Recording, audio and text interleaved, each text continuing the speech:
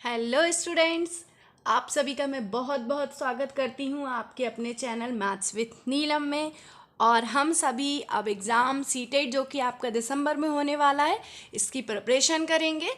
CTET exam जो है वो दो फॉर्म में हो रहा है। एक वर्ग जो क्लासीफाइड किया गया है वो एक फ़र्स्ट क्लास से लेकर फिफ्थ क्लास तक का है, जो कि पेपर फर्स्ट का एग्ज़ाम है आपका। और एक आपका सेकंड पेपर है जो कि आपका सिक्स क्लास से लेकर के आपका एट्थ क्लास तक के लिए लिया गया है। तो हम अभी पेपर फर्स्ट की प्रिपरेशन करेंगे। पेपर फर्स्ट में जो टॉपिक है, सबसे पहले मैं लेक्चर प्रिपेयर कर रही हूँ ज्योमेट्री ज्यामिति पर। ये हमारा जो लेक्चर होगा 3 to 4 पार्ट में फिनिश हो जाएगा।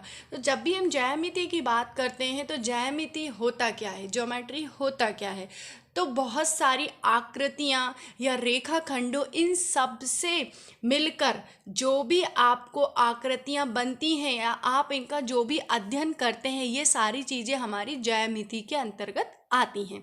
तो सबसे पहले हम पढ़ने वाले बिंदु। बिंदु क्या है? बिंदु मतलब होता है कि जैसे कि आप सर्कल की जब भी बात करते हैं तो आपको बोला जाता है केंद्र बिंदु।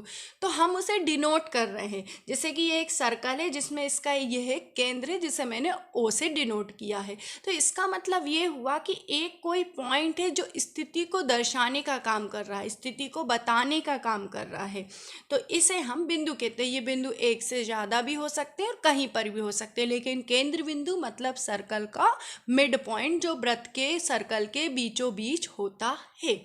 अब यहाँ पर ए बी एक्स हैं, ये स्थिति को बता रहे हैं, और जो ओ है वृत्त का यहाँ पर केंद्र बिंदु है। अब हम बात करते हैं लाइन की। लाइन रेखा। रेखा मतलब ये होता है कि जब हम वह ऐसा पथ जिसे हम दोनों दिशाओं में अनंत तक जा सके, जैसे कोई सड़क है वो अनंत तक, आगे तक भी पीछे तक भी, दोनों तरफ से बढ़ाई जा सकती है, तो हम इसे कहते हैं लाइन, जो कि हमारी दोनों दिशाओं में कहीं तक भी जा सके। जैसे कि यहाँ पर आप देखेंगे कि ए बी कोई लाइन है जिसे हम इस तरफ से भी बढ़ा सकते हैं और हम इसे इस तरफ से भी बढ़ा सकते हैं। तो लाइन मतलब हम जिसे दोनों दिशाओं में अनंत तक बढ़ा सके। फिर है हमारा लाइन सेगमेंट। अब लाइन सेगमेंट क्या होते हैं?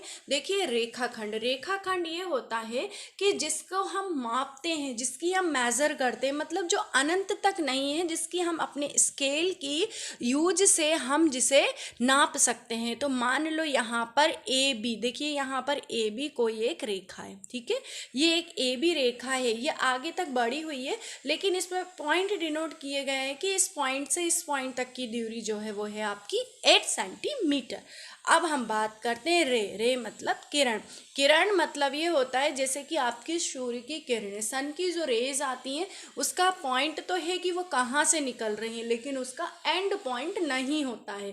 तो इसी तरह से रेज क्या होती हैं कि आपकी एक कोई भी जो दिशा है, एक कोई भी उसका जो पार्ट है, उस पार्ट को हम आगे तक अनंत तक बढ़ा सकें। इस तरह से देखिए, एक पॉइंट से शुरू हुई है यहाँ पर और दूसरे पॉइंट पे हमने इसे आगे तक बढ़ा दिया है। यहाँ पर देखिए एक लाइन सेगमेंट है एक्स और वाई। तो एक्स वाई में जो एक्स है इसका स्टार्टिंग पॉइंट है, लेकिन देखिए वाई का एंड पॉइंट नहीं है, ये इनफाइनाइट तक रन कर रहा है। तो इस कंडीशन में हम इसे रे कहेंगे, और रे को रिप्रेजेंट करने का ये हमारा डिनोट करने का तरीका होता है। समांतर रेखाएं। समांतर रेखाएं पैरेलल लाइंस, ठीक। अब ऐसी दो रेखाएं जो एक दूसरे को कभी नहीं काटती हैं, ऐसी रेखाएं जो एक दूसरे को कभी नहीं काटती हैं, ये रेखाएं समांतर रेखाएं होती हैं, पैरेलल लाइंस होती हैं।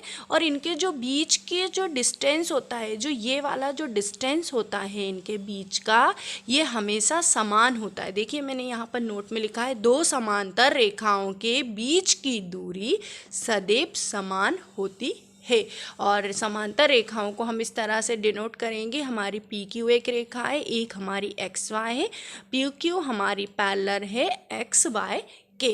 अब है संपाती रेखाएं। संपाती रेखाएं मतलब ऐसी रेखाएं, कॉन्सिडेंट्स लाइंस, ऐसी रेखाएं जो एक दूसरे के ऊपर इस तरह से हो कि हमें वो दूसरी रेखा दिखाई ही ना दे। तो यहाँ पर एक रेखा ए बी थी जो कि हमने पी क्यू के ऊपर इस तरह से रख दी कि हमारी पी क्यू और ए बी में कोई डिफरेंस ही समझ में नहीं आ रहा है। मतलब इस तरह से कि वो बिल्कुल एक जैसी, उनकी लंबाई बिल्कुल सेम है। अगर एक रेखा 3 सेंटीमीटर, अगर ए भी 3 सेंटीमीटर है तो यहाँ पर पी क्यू भी 3 सेंटीमीटर है। तो इस कंडीशन में यदि हम इन दोनों रेखाओं को एक दूसरे के ऊपर रखते हैं तो कोई भी डिफरेंस दिखाई ना दे, तो वो रेखाएं हमारी संपाती रेखाएं होंगी। अब हम नेक्स्ट है हमारी प्रतिच्छेदी रेखाएं।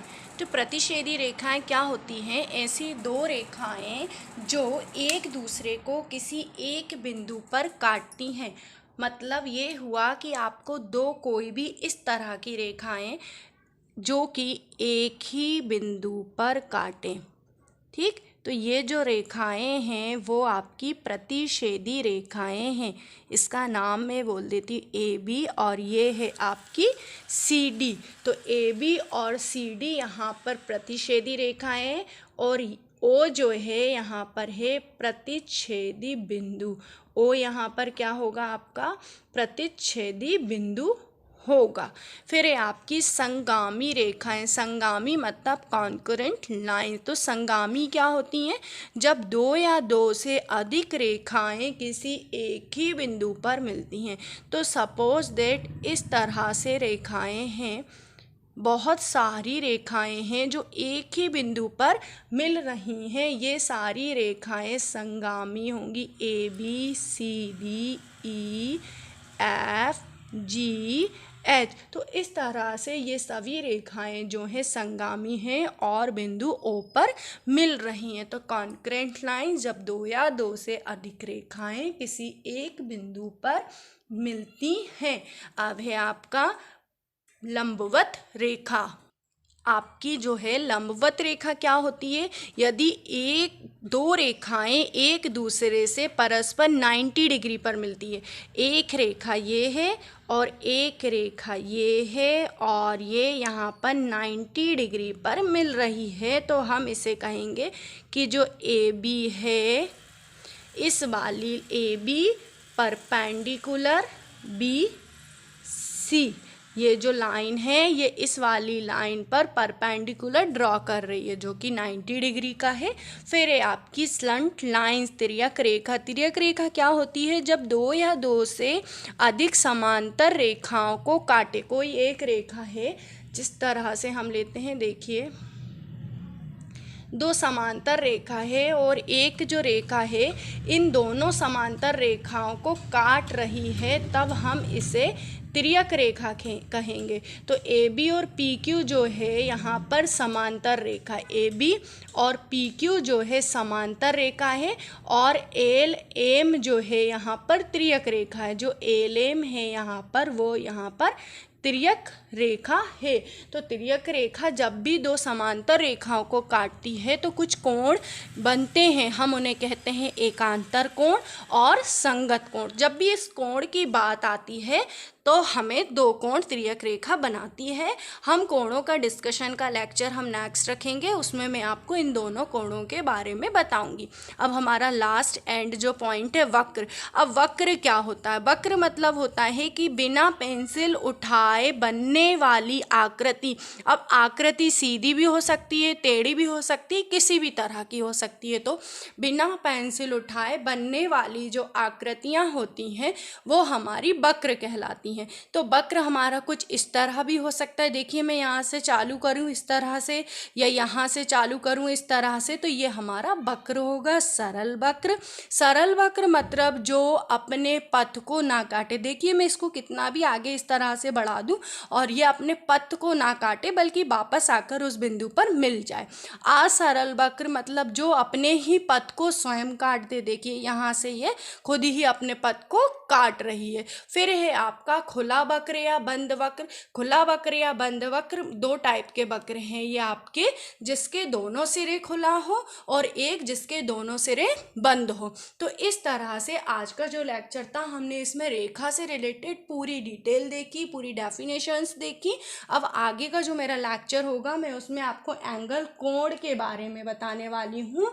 आप सभी का बहुत बहुत धन्यवाद लेक्चर को लास्ट तक देखने के लिए। आप प्लीज़ मेरे चैनल को लाइक, सब्सक्राइब और कमेंट करते रहिएगा और नोटिफिकेशन आपको मिलते रहेंगे, और आपको सीटेट के सारे नोट्स आपके पूरे मैं प्रिपेयर करवा दूंगी। आप सभी का प्रॉपर नोट्स बनाते चलिएगा।